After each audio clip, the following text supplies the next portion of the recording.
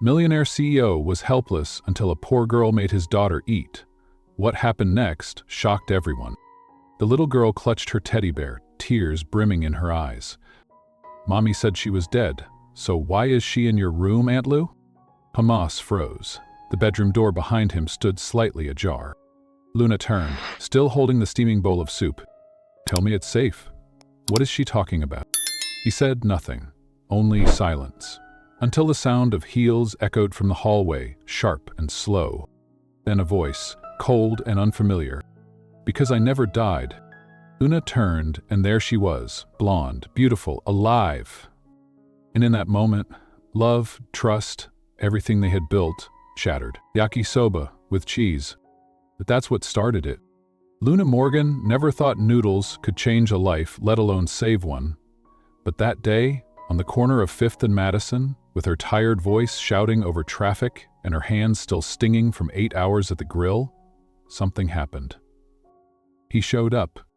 Not the man from her dreams. No, Thomas Blackwood looked like a ghost trapped inside a tailored suit. His daughter lay limp in his arms. Pale, thin, eyes half shut.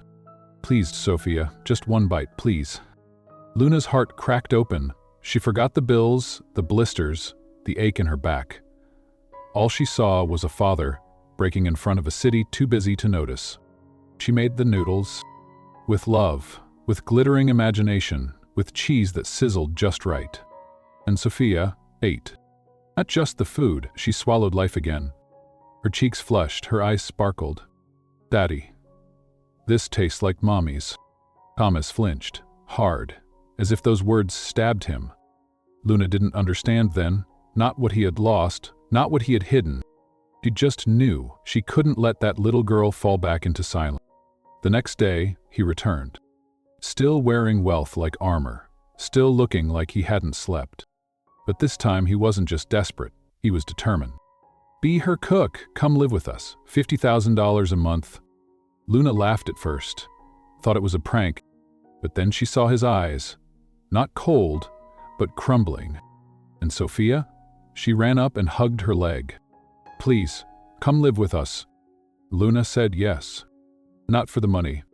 For the girl who had chosen her over every gourmet chef in the city. For the way Thomas looked at her, like she was holding his entire world together with a frying pan and a smile. The mansion was everything she wasn't. Silk rugs, gold handles, a pool bigger than her childhood street. But it was also hollow. No photos of a woman, no scent of perfume, just absence dressed in luxury. "Where's your mommy, sweetheart?" Luna asked one day, brushing Sophia's hair. She left. Daddy said it hurts too much to see her. That's when Luna first felt it. The pull of something buried, and the way Tomas never spoke her name. Days passed, then weeks. Luna fed Sophia, played with her, sang to her, became her whole heart. "Can you be my heart, Mom?" the girl whispered one evening. Luna smiled through the ache in her chest. "I already am, Princess." But the questions kept tugging. Why did Sophia remember her mother's pancakes if her mother died giving birth? Why was the baby's room locked, tight, yet filled with expensive dresses and perfume? Why did Thomas cry alone in his office with a photo of a woman he swore was gone? One night, unable to sleep, Luna walked to that white door. And what she saw through the keyhole changed everything. Not a nursery. A woman's room. Elegant, lived in, abandoned. The same perfume Sophia described. The same dresses she'd drawn in crayon. Thomas had lied. About the death. About the past. About everything. And still, Luna couldn't walk away. Not from Sophia. Not from the man whose pain clung to every silence between them. But the deeper she fell into their lives, the more she risked losing her own. Because Thomas's secrets weren't just about love. They were about survival. And when the truth finally knocked on their door, dressed in silk and smiling like sin, Luna would have to decide, is love still love when it's built on a lie? The girl who cooked with love. She never meant to stop him. But something in the way he stood, bent over, broken, like the weight of the world was crushing his chest. Made her hand reach for the spatula without thinking. Luna Rivera had been working the food truck alone that morning. Midtown wind cut sharp against her ears, her knuckles red and chapped from washing pans in cold water. She'd only made $23 since sunrise, and the hot plate was dying again. But none of that mattered when she saw them. A man in a dark wool coat holding a little girl no older than 5. She wasn't crying. She wasn't sleeping. She was just still. Too still. "Come on, baby, just one bite, please. Daddy made this himself." His voice cracked, not with frustration, but with fear. The kind that only shows up when you realize you're losing something you can't afford to lose. The girl shook her head, turned her face into his chest. Luna's feet moved before her mind did. 1 step, then 2. "She won't eat?" Luna asked softly. He turned, and that's when she saw them up close. The trembling in his fingers, the puffiness in his eyes, the subtle panic of a man used to fixing everything and now unable to fix his daughter. "She hasn't taken a full bite in 3 days, he said. "I've tried pancakes, mac and cheese, everything." Luna looked at the girl. Her cheeks were pale, lips dry, dark curls matted under a pink knit hat. Her little arms looked too thin beneath her coat. "What does she like?" Luna asked gently. "Nothing since her mom left," he whispered. Left. Luna felt the words sink into the pit of her stomach. She turned back to the truck and did something she hadn't done in years. She cooked from her heart. Not for a customer, not for a paycheck. For a child. Noodles, egg, cheese, caramelized onion. A drizzle of homemade broth that she only made for herself on the hardest nights. 5 minutes later, she stepped toward them, holding a paper bowl with a plastic fork. "Hi, sweetie," Luna said, crouching low. "I made this just for you. You don't have to eat it, just smell it, okay?" Sophia peeked out from her scarf, eyes cautious, then curious. She sniffed, then reached. The first bite was small, the second, bigger. By the 4th, she let out a soft sigh and leaned her head on her father's shoulder. "Daddy, this tastes like Mommy's food." The man froze. His eyes filled so fast it startled Luna. "She remembers?" he whispered to himself. "She hasn't said her name in 6 months." He looked at Luna like he was seeing her for the first time. "What's your name?" he asked. "Luna. Luna Rivera." "I'm Thomas Blackwood." He extended a hand. Cold fingers, calloused palm, like he'd shaken too many hands that meant nothing and now didn't know what to do with one that did. That night, Luna thought it was over. Just one bowl of noodles, one quiet miracle, nothing more. She closed the truck early, counted her tips under the dim streetlight, tied up her apron. But the next morning, he returned. Black SUV, black coat, same hollow eyes. "I need your help," he said. "Name the price." Luna blinked. What kind of help? Be her private chef, live in Ur, full-time. She stared at him. "Is this a joke?" Yeah. His voice was flat, serious. "She's sick. She won't eat. No therapist has helped, but she ate your food." He reached into his coat and pulled out a folded document. A contract. With a number that made Luna's mouth go dry. $50,000, 0 cents a month. Medical insurance for your mother, transportation, a private suite. You'll have everything. Everything. Everything she'd begged the universe for, thrown onto a silver platter by a man who looked like he hadn't slept in years. "Why me?" she whispered. "Because when she ate your food," she smiled. That night she told her mother, a once vibrant woman now fading under the weight of late-stage illness. "You always said love was an ingredient, right, Mommy?" "Always," her mother rasped. "Cook with love, mija, and even broken hearts will hunger again." Luna packed her things. 1 suitcase, 1 photograph. A recipe notebook she hadn't touched in years. And by sunrise she walked through the gates of Sterling Manor, where marble floors replaced sidewalk cracks, where chandeliers made shadows on the ceilings, where silence was so thick it almost hurt to breathe. Sophia ran to her. "You came back." "I promised," Luna smiled. Will you stay forever? Luna's throat tightened. I'll stay, as long as you need me. And for the first time in months, Sophia ate 3 full meals in one day. Thomas watched from the hallway, arms crossed, expression unreadable. But that night, Luna heard a soft sound from behind his office door. Chapter 2.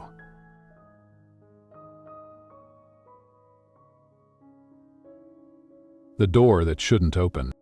The mansion was a maze of silence. The kind that didn't just hush voices, it silenced questions. Luna had been living there for 2 weeks, feeding Sophia, laughing with her, even coaxing a second giggle from Thomas during a burnt-toast breakfast attempt. But no matter how warm the kitchen got, one hallway always stayed cold. The east wing, and at the end of it, a door. White, clean, untouched. Locked. Always locked. One morning, Luna was folding Sophia's socks when the little girl said something that made her fingers freeze. Do you think Mommy still smells like roses? Luna looked up. Rose? Sophia nodded, matter of fact. Her dresses smelled like that, and her hair too. I used to bury my face in her shoulder when I had bad dreams. Luna sat on the bed. Did your mommy wear pink dresses? Yes, and white ones with shiny beads. Sophia twirled in place, arms out. She'd spin with me in the hallway. Daddy would watch. Sometimes he'd cry. At night, Luna walked the east wing alone. Her footsteps were soft. Carpet muffled everything. The only sound was the ticking of the grandfather clock down the hall. She stood before the white door, held her breath, tried the knob, still locked. But just as she turned to go, a breeze, a creak, the sound of a latch shifting behind her. She turned back. The door had opened, just a crack, enough to see inside. It wasn't a nursery, not a storage room. It was alive. A woman's perfume clung to the air, roses, the faintest trace. Luna stepped in. A vanity mirror, lipstick still sitting on the edge, dresses hung neatly in a glass case, a pink scarf draped over a chair. Everything was untouched, like someone had pressed pause. She stepped forward, eyes scanning the room. That's when she saw it. The painting hung low, almost hidden behind a velvet curtain. She tugged it aside and gasped. It was a portrait, oil on canvas, soft brush strokes. A woman, blonde, tall, regal, with eyes like Sophia's, and skin that looked exactly like. Luna stepped back. Not like exactly her. It was her face, or at least someone who looked hauntingly like her. You weren't supposed to come in here. The voice behind her made her spin so fast she nearly knocked over the lamp. Thomas stood at the door. No tie, shirt half untucked, eyes darker than she'd ever seen them.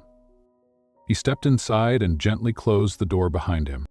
I didn't mean to, Luna whispered. The door, it was open. He didn't answer. Instead, he walked past her, picked up the pink scarf from the chair and held it in his hands like it might vanish if he gripped too hard. Her name was Elise. Luna nodded slowly. Your wife? Sophia's mother. A pause. She didn't die, did she? Thomas's jaw clenched. He looked away. Everyone thinks she did. Luna's breath caught. Why? He set the scarf down. Because it's easier than saying I locked her away to protect our daughter. He waited, but he said no more. Instead, he turned to her, voice soft, raw. I brought you here to feed Sophia, nothing more. You've been kind and good, but there are rooms in this house you must never enter again. Luna swallowed hard. I'm not trying to replace her. You couldn't, he said, not unkindly. But that's what scares me. Later that night, back in her room, Luna couldn't sleep. She sat by the window, staring out at the black sky, the city lights just flickering beyond the trees. Sophia's drawings were tacked to her wall, stick figures of a woman holding hands with her, the name Mommy scratched in pink crayon. Luna closed her eyes. What if this wasn't just grief? What if there were things Tomas had never told anyone? The next morning, Sophia crawled into Luna's bed at dawn. Can you make the rice balls with little hearts again? Luna pulled her close. Anything for you, sweetheart. But even as she smiled, her heart whispered a question that wouldn't stop echoing. Why does a man with so much live like someone still hiding from love? The night she made him laugh. The silence in the mansion wasn't empty anymore. It pulsed, quietly, like something alive. And most nights, it led her to the kitchen. Luna had always found comfort in the hush of late hours, when the world forgot how to shout and her hands remembered how to feel. She'd sneak downstairs barefoot, tie her hair back, and let the stove be her only company. But tonight wasn't quiet. It began with a voice. "You cook at 2 a.m.? She nearly dropped the whisk. Thomas stood at the doorway, half in shadow, sleeves rolled, tie loose, glass of scotch in hand. He looked less like a CEO and more like a man who hadn't slept in years. "Couldn't sleep," she said, recovering. "This helps." He walked in, slow, gaze fixed on the bubbling pot. "What is it?" "Arroz con leche. It's comfort food. Rice, milk, cinnamon, love." He raised a brow. "Love? It's the secret ingredient," she smiled, stirring. "Didn't your mother teach you that?" His face darkened. "No, she taught me to eat fast and never spill on the marble." They stood in that stillness for a moment, the kind of pause that only exists between two people too tired to lie. "Want to try?" she offered, handing him a small spoon. He hesitated, then accepted. One bite, and his eyes closed. "Just for a second. Tastes like something I forgot existed," he muttered. "Childhood? Peace." Luna leaned against the counter, watching him. The man in front of her was not the one who'd first offered her a job with a contract and no emotion. This man looked undone, not broken, unfastened, like something in her food had untied him. "You should sleep," she whispered. He chuckled, a low, almost surprised sound. "That's the second time you've told me what to do. And both times I listened." She smiled. "Then eat and sleep." He looked at her for a long time, eyes steady, like he was trying to memorize her in this light. "Do you always fix things with food?" "Only the things worth saving." The laugh came so suddenly she almost didn't recognize it. But it was real, deep, unexpected, a sound that had clearly gone unused for far too long. "What?" she asked, blinking. He shook his head, still grinning. "You're something else, Luna Rivera. Is that a good thing or a bad thing?" "That's the thing," he said. "I'm still deciding." She felt the flush rise in her cheeks, not because of his words, but the way he looked at her when he said them. Not like a boss, not like a stranger. Like a man realizing the ache in his chest wasn't loneliness anymore, but the beginning of something terrifying. "Oh." Before he left, he turned at the door. "She calls you her heart mom, you know." Luna froze. "What?" "Sophia. She told me, you don't feel like a stepmom, you feel like a heart mom. 'Cause you're warm and soft and always near." Luna bit her lip. "She's everything to me." "I know." And with that he disappeared into the hallway, leaving behind only the faint smell of cinnamon and something even sweeter. Trust. Chapter 4. The moment he almost touched her. It happened on a Thursday. Rain tapped soft rhythms against the window panes of Sterling Manor, and somewhere in the East Wing a piano played faintly, the kind of song that made you ache without knowing why. Luna was in the kitchen, sleeves rolled, flour on her cheek. Sophia danced barefoot in a circle to the melody. "Spin with me, Aunt Lou." Luna laughed and twirled with her, apron swaying, curls bouncing. They were mid-laugh when the music stopped. Thomas stood at the archway, watching, but not cold, not distant. He looked like a man who'd been running for years and had just realized he was tired. "Sorry," he said. "Didn't mean to interrupt." "You didn't," Luna smiled. "We were just celebrating your daughter's sudden addiction to my banana pancakes." "They're magic," Sophia said proudly, "better than therapy." Luna shot him a glance and was stunned when he laughed. Again, that evening he stayed. Helped dry the dishes, tried chopping parsley and nearly sliced his thumb. Sophia squealed in mock horror. Luna scolded with a grin. and something shifted. The rhythm of the house changed. Later, after Sophia had gone to bed and the last dish was put away, Luna stood at the kitchen sink, staring out into the garden where moonlight glazed the wet grass.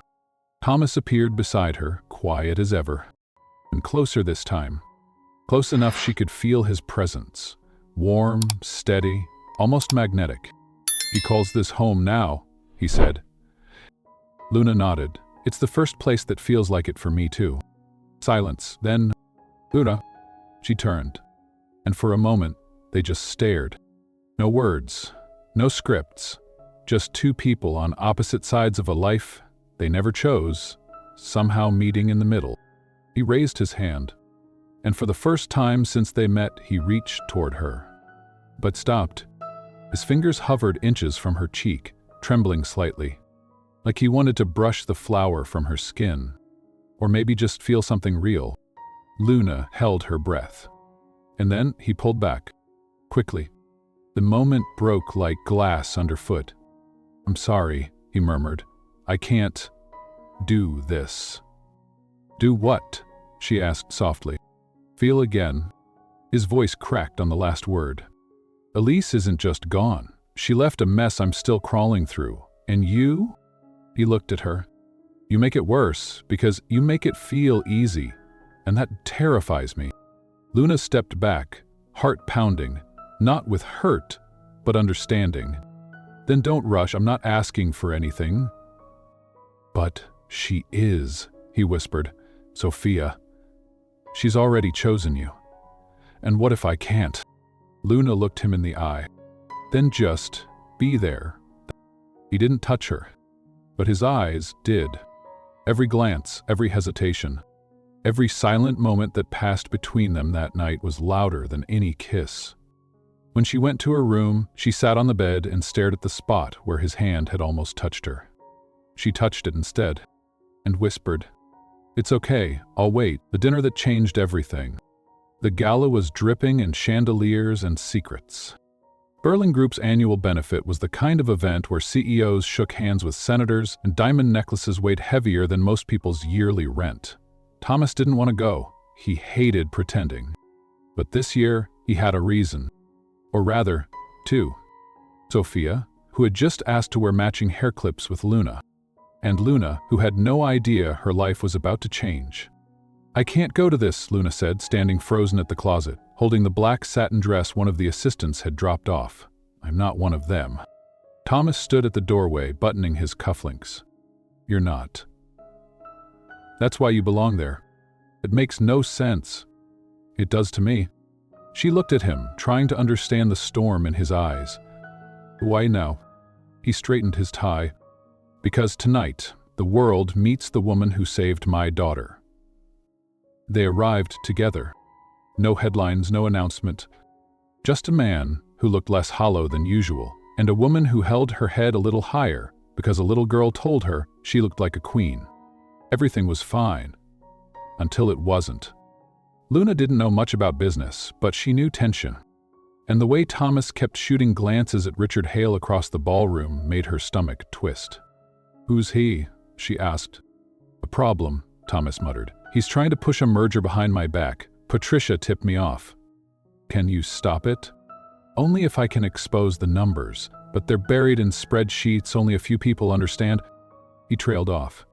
Then turned to her. "Luna, could you look at something for me?" 10 minutes later, they were in a side room with a laptop. Luna leaned in, scanning numbers, line items, patterns. "Here," she whispered. "This supplier doesn't exist. It's a shell account. They're siphoning funds." "You're sure?"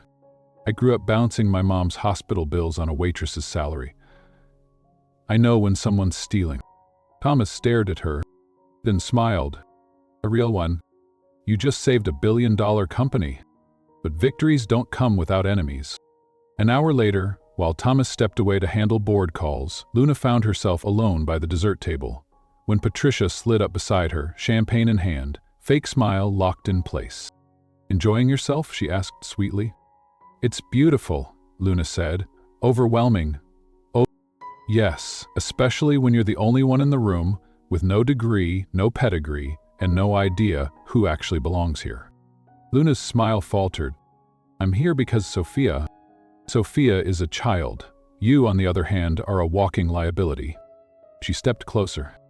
You think because Thomas smiles at you, you've earned a place? He's lost before, and when men like him lose, they don't choose the maid. That night, the board announced a halt on the merger, pending full audit. Richard's face burned red. Patricia's went pale. And Tomas? He walked over in front of everyone and placed his hand on the small of Luna's back. This woman just saved us all, he said, clear enough for every senator and CEO to hear. And I trust her more than I trust half of you. Luna didn't cry until she got back to her room. Because no one had ever stood up for her like that. Because in a room full of people who had everything, someone finally saw her worth. Not her heels, not her name, and her mind, her heart, but in another room, just down the hall. Patricia made a phone call. She has no credentials, no certifications. You wanted a scandal? I'm handing you one. And the voice on the other end replied, Perfect, let's burn her. The night everything fell apart. It started with whispers. Luna felt it the moment she entered the boardroom, a subtle shift in the air, smiles that didn't reach the eyes, fingers scrolling phones just a little too eagerly. Thomas hadn't arrived yet, but Richard had, and he was smiling, the kind of smile people wear before they watch someone else drown. Miss Rivera, he said loudly, rising from his seat, perhaps you'd like to explain your qualifications to the board? Luna blinked. Excuse me? You've advised Mr. Sterling on 2 multi-million-dollar decisions in the past month, one of which overturned our entire merger strategy. That's impressive for someone with no formal education. The room fell silent. Luna's throat dried. I never claimed to be a financial advisor, a certified consultant, a qualified employee. He tossed a folder across the table. Her high school transcript, the dropout slip, her mother's hospital debt, public record, her food truck license, now expired. Your resume, he sneered, thin as paper and twice as fragile. Thomas entered the room halfway through. Too late to stop it. Too late to protect her. This isn't how we handle internal matters, he said, voice low but sharp. Luna has been instrumental. She has been illegal, Thomas, Patricia interrupted. You opened our doors to someone who doesn't even hold a GED. Luna stood frozen. Every eye turned to her. Every word suddenly felt too big for her throat. Did you lie to me? Thomas asked, quietly now. I didn't, she whispered. You never asked. And I didn't think it mattered. It matters now, he said. Not angry. Worse. Wounded. He stepped back. Not just physically, emotionally. From her, from what they were building. That night, she packed without saying goodbye. Left the black dress, the jewelry, even the notebook of Sophia's drawings. The housekeeper watched her leave. No one stopped her. Not even him. Sophia found the note the next morning. A napkin, tucked under her cereal bowl. Be strong, little star. You made me believe in magic again. She didn't eat that day, or the day after. 3 weeks passed. Luna worked night shifts at a diner in Queens, blending in with the noise and the grease and the smell of burnt onions. She kept her head down, kept her voice low, kept her hand over the tiny bump beginning to grow beneath her apron. She hadn't told anyone, not even herself. But it was real now. One rainy evening, she vomited into the trash can behind the building, and a passing nurse waiting for her bus came over to help. Minutes later, inside a free clinic, Luna stared at the ultrasound screen. Triplets, the technician whispered. She laughed, then cried, and then laughed again. Of course he left me. And now I'm carrying his entire legacy. Somewhere across the city, Thomas sat alone in Sophia's room, holding one of Luna's old scarves. He didn't cry, but his silence was the loudest thing in the house. Sophia wouldn't speak to him, wouldn't smile, wouldn't eat. He watched her fade, like a candle running out of wick. And for the first time in his life, he didn't know how to fix it. Until the day Sophia walked up to him, holding her crayon drawing. Bring her back, Daddy. He blinked, You, Ami Lunya, or I'll disappear too. And just like that, the man who built an empire got in his car and started chasing something he didn't understand. Until it was gone, the secret growing inside her. The days blurred. Luna stopped counting them. All she counted now were shifts, tips, and ultrasounds. The back room of the diner smelled like bleach and old coffee. She kept a change of clothes in her locker, next to a photo of her mother and a folded sonogram printout. 3 heartbeats. She traced them every night with the tip of her finger. She hadn't told Thomas, not because she was punishing him, because she didn't know if he wanted to be a father again. Not when he hadn't tried to find her. Not when he'd let her walk away in silence. She lived in a rented room above a florist shop in Queens now. Tiny window, leaky sink. But the landlady left sunflowers outside her door each morning. Small kindnesses felt like lifelines. The pregnancy changed her, slowed her body, but sharpened her mind. She went back to studying, took GED night classes online, learned budgeting apps, read finance books from the library after shifts. If her children were going to grow up with nothing but her, then she was going to give them everything. One night, walking home with takeout containers for dinner, she stopped to rest on the steps of a closed church. It was late, her feet ached, her back screamed. And then a familiar voice. Soft, cautious. Uda? She looked up, and her entire world tilted. Thomas? Rain-drenched, tie gone, coat open. He looked nothing like the man who had once stood behind glass walls in skyscrapers. He looked like a man who had been searching for pieces of himself, and only just found one. She stood slowly, instinctively covered her stomach with one arm. How did you find me? The nurse at the clinic remembered your name. I've been to 10 places since. She blinked. You were looking for me? He nodded. Sophia stopped eating again. That hit harder than any accusation. She thinks you left because she wasn't enough, he whispered. Luna's voice cracked. No, he still draws you every day? They stood in silence. Rain soughed around them. Why didn't you come sooner? She asked. Because I thought I ruined everything. You did, but I still need you. Thomas. Not for me, he said, for her. She studied his face. The way his eyes were glassy now, the way he didn't reach for her, didn't beg, just stood there, letting her decide. She took a breath, then stepped forward. Gently, she took his hand. He placed it on her belly. 3 soft flutters met his palm. His breath caught. What? 3, she said. 3 of yours? His knees almost gave. He knelt in front of her, forehead against her stomach, breath shaking. I'm so sorry. Then prove it. They didn't kiss. They didn't promise. But they walked home in the rain together. And when Sophia opened the door and screamed her name, Luna finally cried. She held that little girl so tightly it hurt. I didn't leave you. Then why did it feel like you did? Sophia sobbed. Because I didn't know how to stay, when no one was fighting for me. I'll fight for you, she whispered. That night, Luna stayed. Not in her old room. In Sophia's, curled up beside her in a blanket fort of drawings and dolls. And Thomas watched from the hallway, praying silently that maybe this time she wouldn't leave. Chapter 8. The Woman Behind the Lies. Luna woke up to the smell of pancakes. Not hers. She hadn't taught Thomas how to make them. She rubbed her belly, now unmistakable beneath the cotton of her nightshirt, and padded down the hallway. Sophia's giggles led her to the dining room, and there, standing at the stove, was a woman. Blonde, wearing pink, smiling, alive. Luna froze. Thomas stood beside her, not touching, not smiling. Just watching. Sophia, he said gently, why don't you go set the table? Sophia ran off humming, leaving them alone. You didn't tell her, Luna whispered. I didn't think I'd have to. The woman turned. You must be the one who replaced me. Her voice was velvet laced with poison. I didn't replace anyone, Luna said.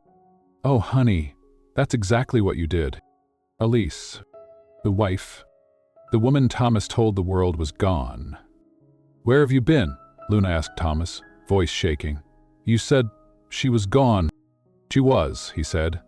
"Mentally, she left, refused treatment, moved out, signed guardianship to me. So why is she here? Because her father is threatening court." Elise laughed bitterly. It was his Harris granddaughter back, and I was tired of being locked away in silence. Luna stepped back, feeling the room spin. "So this is about custody?" "It's about power," Elise said. "And poor little heart moms like you don't get to win in that game."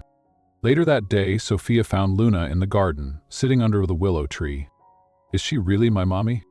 "Yes," Luna whispered. "She gave you life. But you gave me pancakes." Luna choked on a laugh and tears. "That doesn't count the same." "It does to me." Inside the house, Elise toured the rooms like a ghost reclaiming her territory. She touched everything Luna had built. She made demands. Took over the guest room, hired a nanny. "She's trying to replace me," Luna said to Thomas that night. "She's not staying long," he replied. "She already is." That night, Luna found the pink scarf she once saw in the forbidden room, now tossed over her old doorknob, like a warning. But she didn't run. Not this time. She made Sophia dinner, sang lullabies, studied for her GED by the fireplace, and wrote letters to the 3 heartbeats growing inside her. Until the morning she woke to Sophia standing by her bed, eyes full of tears, holding a crayon drawing. She told me, "You're not real." "What?" "Mommy says you were just a helper, that you never loved me, that you tricked Daddy." Luna pulled her close. "Do you believe her?" "No," she sobbed, "but what if everyone else does?" That night, Luna walked into Thomas's study. "This ends now. I'm handling it. You're avoiding it." He looked up. "What do you want me to do, fight her in court? Expose Sophia to cameras and custody wars?" "No," she said softly. "I want you to choose." And for once, he had no answer. Chapter 9. The Trial of a Child's Heart. The courtroom was cold. Too cold. Luna sat stiffly at the edge of the wooden bench, one hand resting on her stomach, the other clinging to Sophia's tiny backpack, the one with the duck keychain and the loose zipper she always meant to fix. This wasn't supposed to happen, but Elise had filed for full custody. And now, everything was on the record. Thomas sat beside Luna, pale and silent. Not touching her, not meeting her eyes. He had hired the best lawyer in the state. But Luna knew. In a room like this, truth didn't always win. Stories did, and Elise knew how to tell them. She took the stand first. Dressed in soft cream, a handkerchief dabbing invisible tears. "I was unwell, yes, but I never stopped loving my daughter." "And you're ready to resume full guardianship now?" the judge asked. "Absolutely. I have a stable residence, a nanny, a therapist, and most importantly, I am her real mother." The word echoed like a slap. Luna held her breath. Then they called Thomas. He spoke in clipped, careful tones. "Luna saved Sophia's life. She made her eat, made her laugh again. I owe her everything." "And yet, you never married her?" the opposing counsel asked. Thomas paused. "No." "Why not?" Another pause. "Because I was too late?" Whispers swelled behind them. The judge banged her gavel. Luna stared at her hands, heart trembling. Too late. Then the unthinkable happened. The judge turned to Sophia. "Would you like to speak, sweetheart?" The room hushed. Even Elise stilled. Sophia stood slowly, holding her duck backpack, wearing the dress Luna stitched the hem of last month. She climbed into the witness chair with help from the bailiff. Her legs didn't reach the floor, but her voice, it shook the world. "I have 2 mommies," she said. Gasps. Murmurs. Elise smiled, triumphant. "Mom gave birth to me." She pointed gently at Elise. "And one stayed." She looked at Luna. "Told me bedtime stories, made me pancakes with hearts, held my hair when I was sick, and sat outside my door when I had nightmares." Her lip trembled. "That's my heart, Mommy. And my heart gets to choose too." Luna's hands flew to her face. Thomas covered his mouth, eyes wet. Elise stared. Not furious, not smug, just defeated. For the first time, truly alone. The judge cleared her throat. The court finds it in Sophia Sterling's best interest to remain under joint guardianship between Mr. Sterling and Miss Rivera. Mrs. Sterling's request for sole custody is denied. Bang. Outside the courthouse, reporters swarmed. But Luna didn't hear them. She only heard Sophia running toward her, arms outstretched, yelling, "Mommy!" And for the first time, Luna didn't correct her. She held her, wholly, fully, without fear. Later that night, at home, Luna stood in the nursery, now freshly painted. 3 cribs, 1 chair, and Thomas on one knee. No ring, just a folded napkin like the one she once used to leave. I can't undo the hurt, but I can spend forever proving that I'll never stop choosing you. She smiled through tears. That's all I ever wanted. Chapter 10.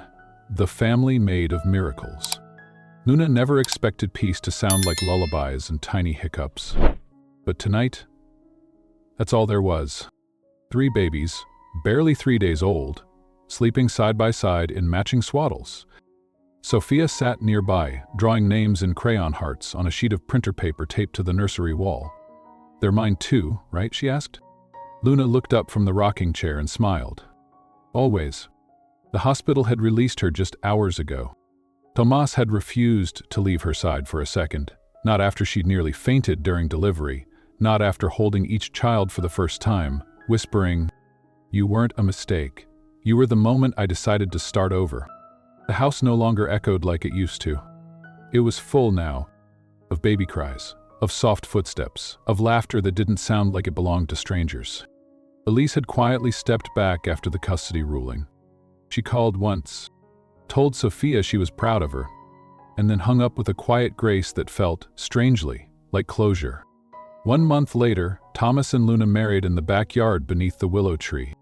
No photographers, no board members, just Sophia as flower girl, dropping petals with all the drama of a Broadway star, and the triplets bundled in white beside the vows. "I don't promise perfection," Thomas said, eyes locked on Luna's, "but I promise to never make you doubt that I choose you, even on the hard days. Especially then." She reached for his hand, trembling but steady. "And I promise to forgive you, and to love you, not for your empire, but for your brokenness, because that's where I met you." They kissed, and the babies cried, and Sophia clapped so hard she knocked over the cupcake tower. No one cared, because they had already won. That night, Luna stood at the balcony alone, watching the city breathe beneath her. Thomas wrapped his arms around her from behind. "What are you thinking?" he murmured. "About the girl who sold noodles on the street and thought love was for other people." He rested his chin on her shoulder. "She saved us." "No," she whispered. "We saved each other." Inside, Sophia's crayon drawing now hung above the fireplace. 5 stick figures, labeled Dad, me, Baby A, Baby B, Baby C, and in the corner, drawn in big pink letters, "Our family, made of miracles, the kind of love that stays." They never planned for it. Luna never planned to love again. Thomas never planned to forgive himself. Sophia never planned to believe someone new could stay. But sometimes, the best love stories don't arrive with fireworks. They come slowly, like soup warming on a stove at midnight, like a tired girl offering noodles to a stranger's child, like a man finally letting someone touch the pain he's hidden for too long. They built their family from scraps. A quiet kindness here, a small fight there, the kind of softness the world doesn't teach, but life demands. And in the end, it wasn't the money or the mansion or the name Sterling that held them together. It was the ordinary things, the smell of cinnamon in the kitchen, the way Thomas looked at Luna after a long day, the sound of triplets breathing side by side in the night, the way Sophia whispered, "I'm glad I chose you." Because family isn't always who you're born to. It's who stays when you're at your worst. It's who holds you when everything breaks. It's who chooses you, even when it's not convenient, especially then. And maybe that's what healing really is. Not forgetting the hurt, not pretending it didn't happen, but watching through it, together, hand in hand, even when it trembles. So if you've ever felt like you weren't enough, like love wasn't made for girls like you had to earn every kindness and apologize for every dream, I hope you remember this. You are worth choosing, even when you're messy, even when you're scared, even when you think no one sees you. Someone will. Someone already does. If this story touched something quiet inside you, there's another one waiting that goes even deeper. Watch the next chapter in the series, because the love that finds you when you've stopped looking is the one that changes everything. I'll see you there.